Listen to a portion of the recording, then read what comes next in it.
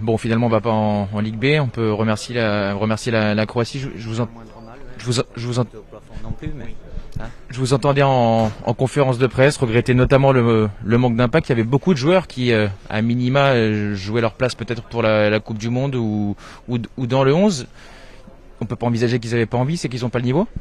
Non, c'est pas une question d'avis, c'est une question d'engagement par rapport à l'adversaire, l'utilisation du corps aussi. Il faut pas non plus brûler tout ce qui a été très bien il y a 3 jours sur certains joueurs. J'ai vu cette équipe danoise, bon vous l'avez pas vu certainement hein, au match aller il y a 3 jours pardon contre la Croatie, rien à voir. Je savais très bien qu'ils attendaient ce match-là et devant leur public et nous on a eu beaucoup moins de répondants liés aussi malgré tout même si ça s'est pas vu jeudi à une inexpérience du très haut niveau parce que et c'est logique. Ça servira de toute façon aux joueurs qui étaient là dans un futur proche, moyen proche. Voilà. Mais après, on peut discuter de plein de sujets, mais positionnement, performance. Mais là, on a été défaillant. Et quand je vois le nombre de coups de pied arrêtés, je crois qu'il y en a eu en première mi-temps 4 où il se retrouve 4 fois un Danois seul. Bon là c'est un peu peut-être aussi de naïveté parce qu'ils ont fait des blocs. Là il n'y a pas une question de système ou d'animation ou quoi que ce soit, même si on a fait 25 bonnes premières minutes avec de la maîtrise des occasions. On a eu beaucoup d'occasions aussi ce soir, autant que les Danois. Alors c'est pas ça qui va me consoler. L'homme du match c'est bien le gardien danois, donc il a dû être très sollicité et très efficace, ça c'est sûr, avec peut-être un peu de réussite, mais il n'y a pas tout à jeter, mais la répétition de tout. Qu'est-ce que vous avez aimé?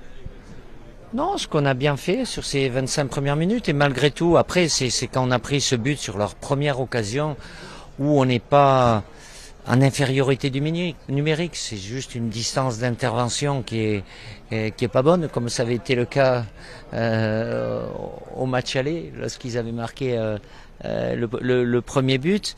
Et puis après, là, il y avait un peu plus moins d'assurance, je dirais, moins de confiance, ça ressortait moins bien les ballons et ça a été après ce premier but danois, ça a été plus compliqué, même si la deuxième mi-temps on a refait encore des bonnes choses, évidemment, en laissant plus d'espace aussi.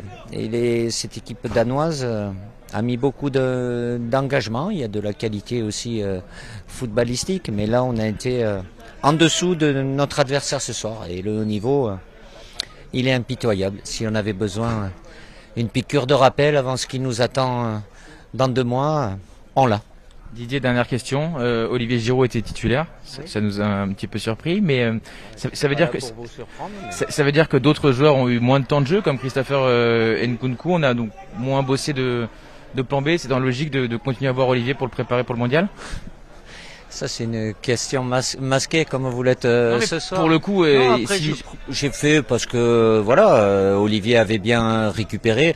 C'est forcément au détriment de Christopher, mais qui a un autre profil aussi. Il a fait de bonnes choses avec nous.